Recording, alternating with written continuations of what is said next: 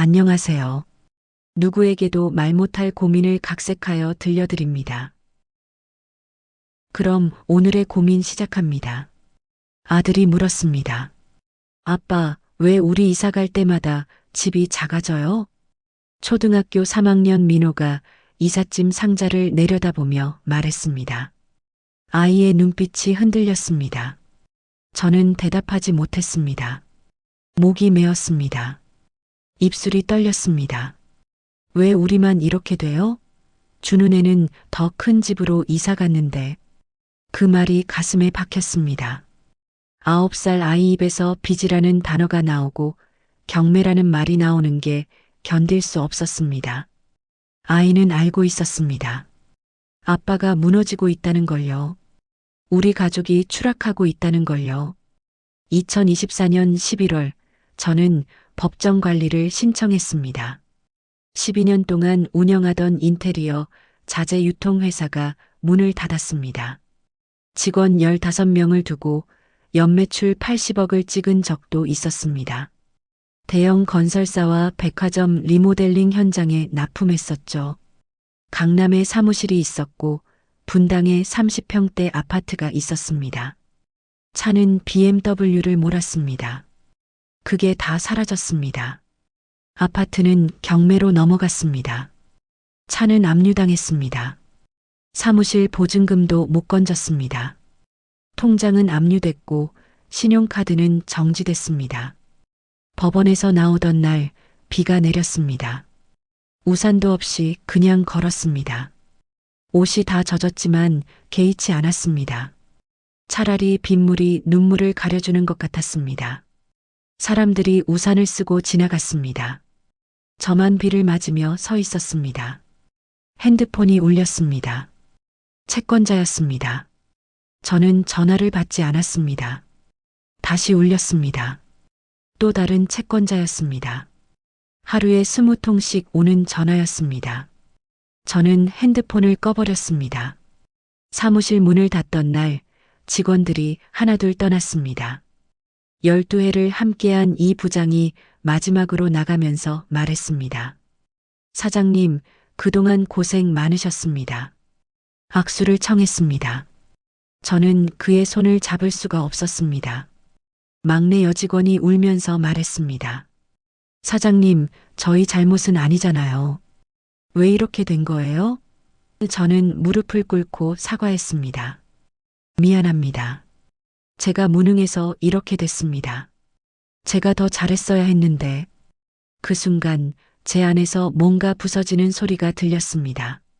자존심이 무너지는 소리였습니다. 사람이 부서지는 소리였습니다. 마지막 날 텅 빈 사무실을 혼자 돌았습니다. 책상도 컴퓨터도 전화기도 모두 철수했습니다. 벽에 걸렸던 매출 목표 현수막만 덩그러니 남아 있었습니다. 연매출 100억 달성. 이제는 비웃는 것 같았습니다. 저는 바닥에 주저앉았습니다. 손으로 얼굴을 감쌌습니다. 소리가 났습니다. 제 입에서 나오는 소리였습니다. 울음인지 신음인지 모를 소리였습니다. 내 30대가 그냥 증발했구나. 허망함이 아니었습니다. 공포였습니다. 이제 어떻게 살아야 할지 모르겠다는 공포였습니다. 45살, 빚만 5억. 명함도 없고 직함도 없는 사람. 저는 그게 됐습니다. 아내는 말이 없었습니다. 예전에는 퇴근하면 저녁 냄새가 집에 가득했습니다. 여보 왔어? 아내의 밝은 목소리가 현관에서 들렸습니다. 민호는 뛰어나와 안겼습니다. 아빠, 이제는 달랐습니다. 집에 들어가면 조용했습니다. 아내는 부엌에서 설거지를 하고 있었습니다. 등을 보이고요. 저는 다녀왔어 하고 말했습니다. 아내는 고개만 끄덕였습니다. 말이 없었습니다. 민호는 방에 있었습니다. 문을 닫은 채로요.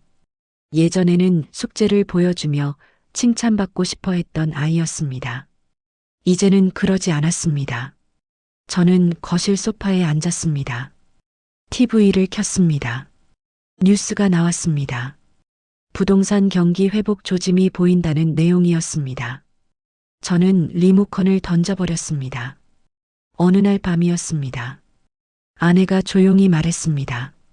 여보, 우리 이제 그만하면 안 돼? 저는 아내를 봤습니다. 아내의 눈에 눈물이 고여 있었습니다. 그만하자고. 더 버티면 우리 다 죽어. 민호도 나도 당신도. 조금만 더 버티면. 안 돼. 이미 집도 없어. 차도 없어. 이제 뭘 더 잃어야 돼? 민호 학원비도 못 내잖아. 급식비 연체됐다고 학교에서 연락 왔어. 그 말에 저는 할 말이 없었습니다. 미안해. 미안하다고 해결돼? 당신 빚 때문에 내 명의로 된 것도 다 날아갔어. 내 적금도 내 보험도. 우리 엄마가 물려주신 반지도 전당포에 맡겼어. 당신 알아? 저는 몰랐습니다. 아내가 그렇게까지 했는지요. 왜 말 안 했어? 말하면 뭐해? 당신이 뭘 할 수 있는데. 당신은 그냥 회사 살린다고 미친 사람처럼 돌아다니기만 했잖아. 아내의 목소리가 떨렸습니다. 울고 있었습니다. 나도 힘들어. 진짜 힘들어. 친구들 만나기도 창피해. 다들 잘 사는데 나만 우리만. 저는 아내를 안아줬습니다. 아내는 제 품에서 한참을 울었습니다. 제 셔츠가 젖었습니다. 민호는 학교에서 힘들어했습니다. 담임 선생님이 전화를 주셨습니다. 조심스러운 목소리로 물으셨습니다. 혹시 민호가 집에서 많이 힘들어하진 않나요? 요즘 수업 시간에 멍하니 있을 때가 많아서요. 친구들이랑도 안 어울리고요. 저는 학교로 갔습니다. 선생님을 만났습니다. 선생님은 조심스럽게 말했습니다. 민호가 요즘 친구들에게 거짓말을 많이 해요. 아빠가 큰 사업을 한다. 곧 외제차를 산다. 이런 이야기들이요. 아이가 힘들어하는 것 같아요. 저는 그날 밤 민호 방문 앞에 섰습니다. 노크를 하려다가 멈췄습니다. 안에서 소리가 들렸습니다. 아이가 혼잣말을 하고 있었습니다. 괜찮아. 우리 아빠 곧 돈 많이 벌 거야. 그럼 다시 큰 집으로 이사 갈 거야. 괜찮아. 그러다 울음소리가 났습니다. 작게 이불을 뒤집어 쓴 채로요. 저는 그 자리에서 벽에 기댔습니다. 주저앉았습니다. 눈물이 났습니다. 소리내서 울고 싶었지만 참았습니다. 민호가 들을까 봐요. 처음 주민센터에 갔을 때 손이 떨렸습니다. 생계급여 신청서를 작성하는데 글씨가 제대로 써지지 않았습니다. 펜을 쥔 손에 힘이 들어가지 않았습니다. 한때 거래처와 수억 원짜리 계약서에 사인하던 손이었습니다. 이제는 월 50만 원 지원금 신청서를 쓰고 있었습니다. 옆에 앉은 할머니가 말을 걸었습니다. 젊은 사람이 여기는 왜 왔어? 저는 대답하지 못했습니다. 할머니는 다시 말했습니다.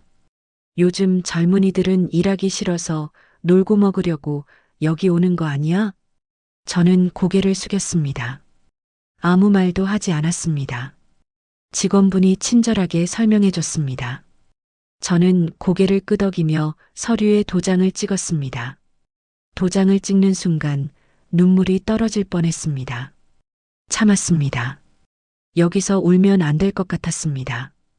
이제 이게 내 현실이구나. 밖으로 나왔습니다. 주차장에 차가 없었습니다. 당연했습니다. 차는 없었으니까요. 버스를 탔습니다. 예전에는 운전하며 출퇴근했던 길이었습니다. 버스 안에서 핸드폰을 봤습니다. 문자가 와 있었습니다. 은행에서 온 독촉 문자였습니다. 연체금을 즉시 납부하시기 바랍니다. 저는 핸드폰을 껐습니다.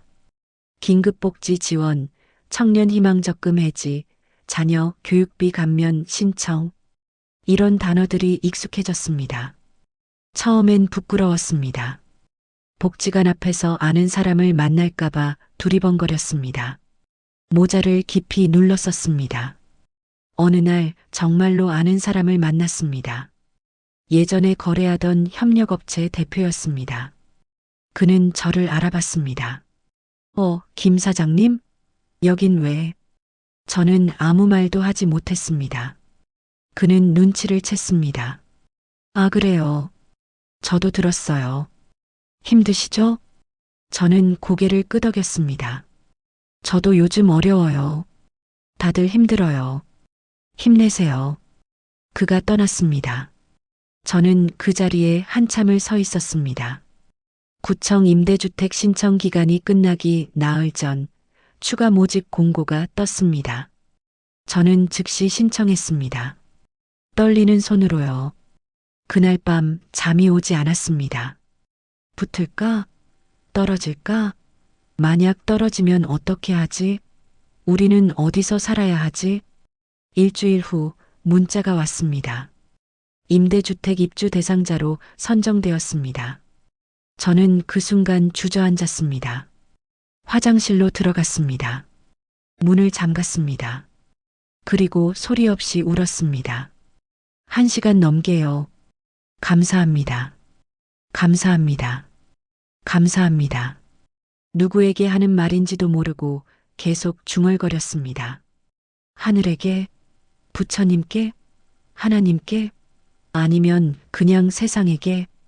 집은 작았습니다. 방 2개짜리 17평 빌라였습니다. 예전 아파트의 절반도 안 됐습니다. 베란다도 없었습니다. 엘리베이터도 없었습니다. 계단으로 4층까지 올라가야 했습니다. 복도 전등은 깜빡거렸습니다. 민호는 새 집을 보더니 말했습니다. 아빠, 여기 내 방이야? 응, 내 방이야. 진짜 작다. 침대랑 책상 놓으면 끝이네. 아이는 더 이상 말하지 않았습니다. 그냥 방으로 들어가 문을 닫았습니다. 저는 거실 바닥에 주저앉았습니다. 이삿짐도 풀지 않은 채로요. 주변을 둘러봤습니다. 벽지가 오래됐습니다. 곰팡이 자국도 보였습니다. 싱크대는 녹슬었습니다. 내가 여기까지 왔구나. 아내가 조용히 말했습니다. 여보, 저녁 먹어요. 저는 고개를 들지 못했습니다. 아내가 차린 밥상이 눈에 들어왔습니다. 된장찌개와 김치, 계란 후라이. 반찬이 그게 다였습니다. 민호가 말했습니다. 엄마, 고기는 없어? 오늘은 없어. 내일 사줄게. 매일 내일이야. 아이의 목소리가 작아졌습니다. 그날 밤 저는 잠들지 못했습니다. 옆에서 아내의 숨소리가 들렸습니다. 고르지 않았습니다. 아내도 자지 못하고 있었습니다. 어느 날 새벽 잠에서 깼습니다. 악몽을 꿨습니다. 빚쟁이들이 쫓아오는 꿈이었습니다. 도망치는데 다리가 움직이지 않았습니다. 식은땀이 등을 적셨습니다. 화장실에 갔습니다. 거울을 봤습니다. 거울 속에 제 얼굴이 낯설었습니다. 수염이 자라 있었습니다. 눈 밑에 다크서클이 깊었습니다. 머리카락은 헝클어져 있었습니다. 이게 나인가? 한참을 거울을 봤습니다. 그러다 문득 생각했습니다. 이렇게는 안 되겠다. 아침에 일어나 면도를 했습니다. 오랜만이었습니다. 머리를 감았습니다. 깨끗한 옷을 꺼내 입었습니다. 거울을 다시 봤습니다. 조금 나아 보였습니다. 민호가 방에서 나왔습니다. 아빠? 응. 아빠 오늘 어디 가? 응. 일 찾으러.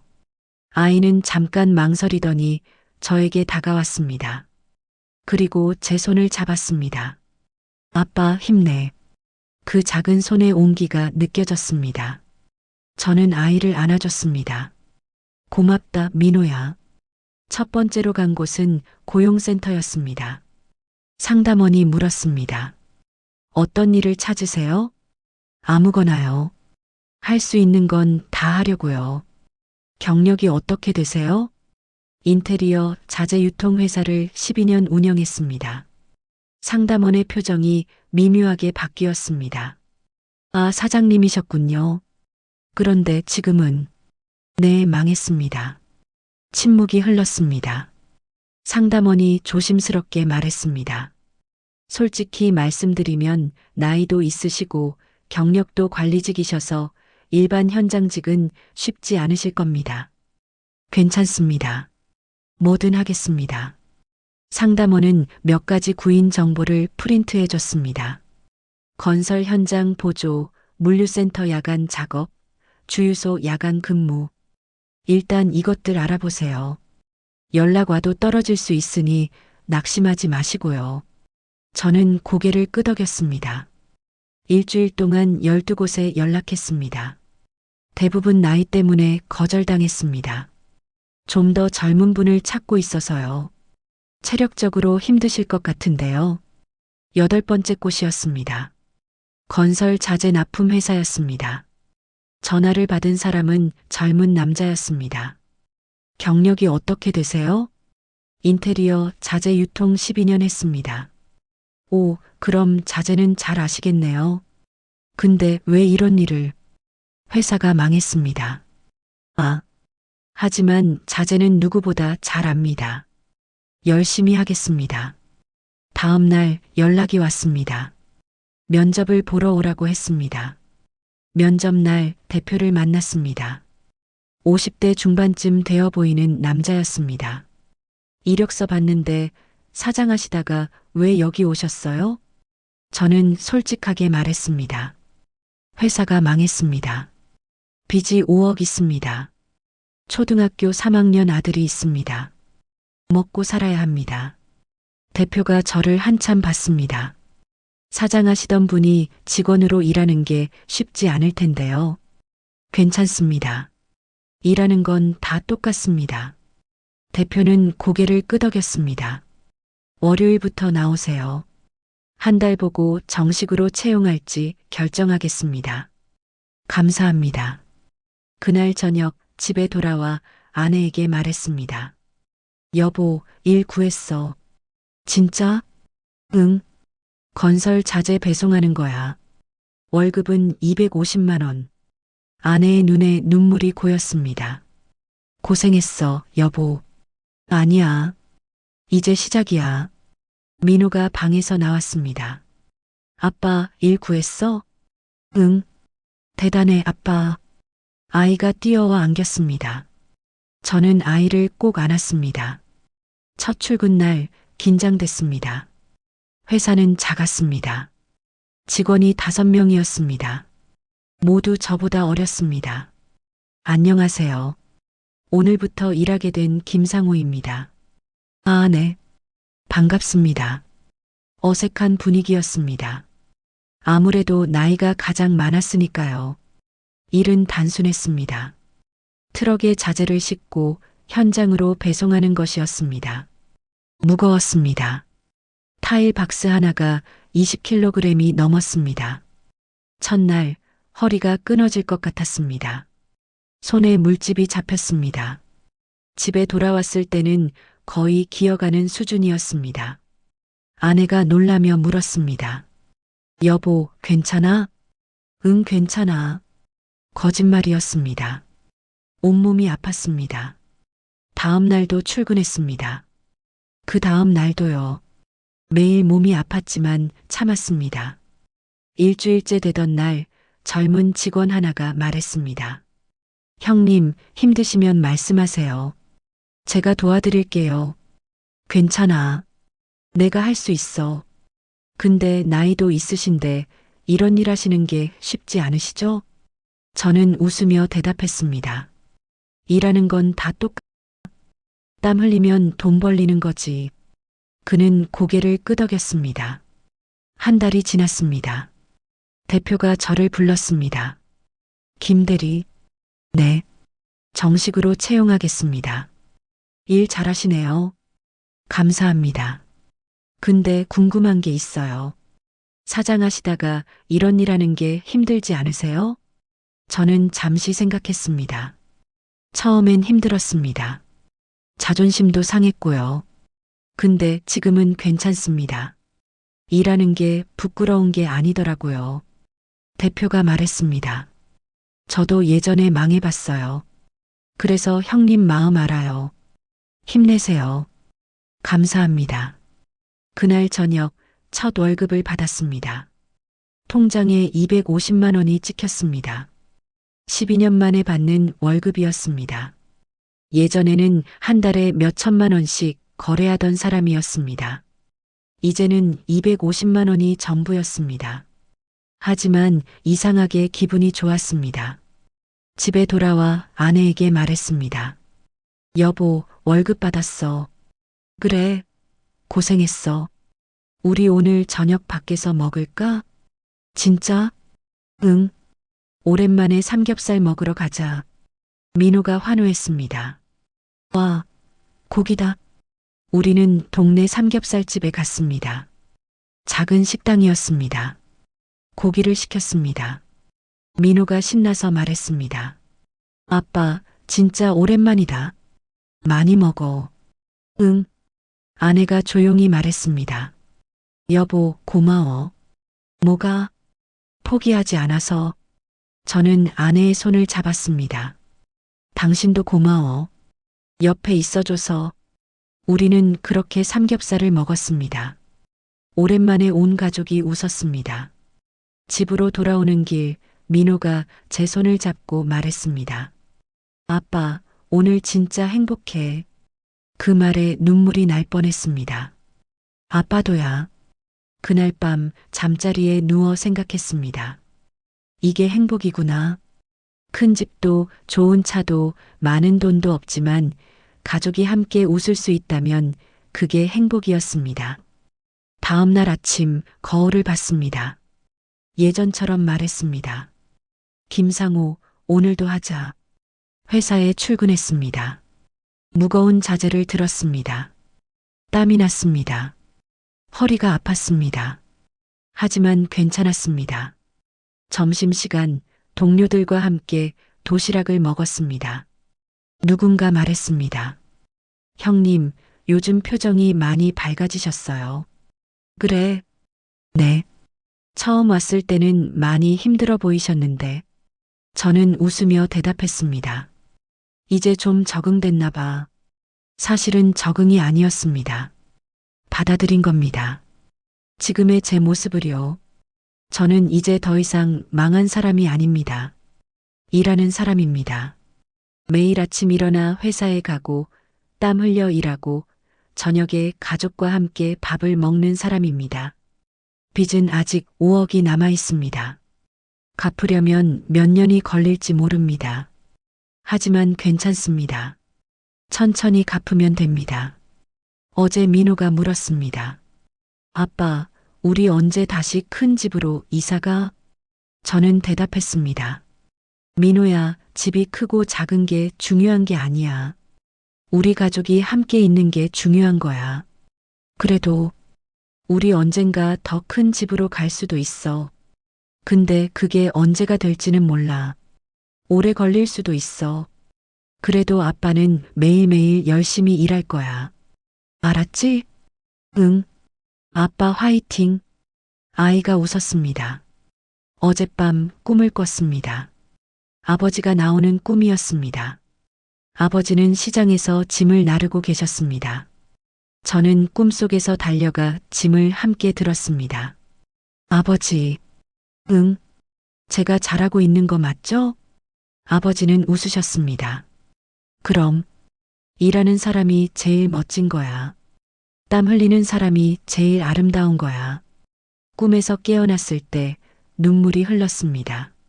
하지만 슬픈 눈물이 아니었습니다. 오늘도 저는 출근합니다.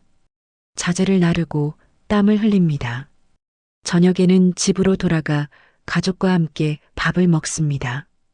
이게 제 인생입니다. 화려하지 않지만 성실합니다. 부유하지 않지만 정직합니다. 그리고 그걸로 충분합니다.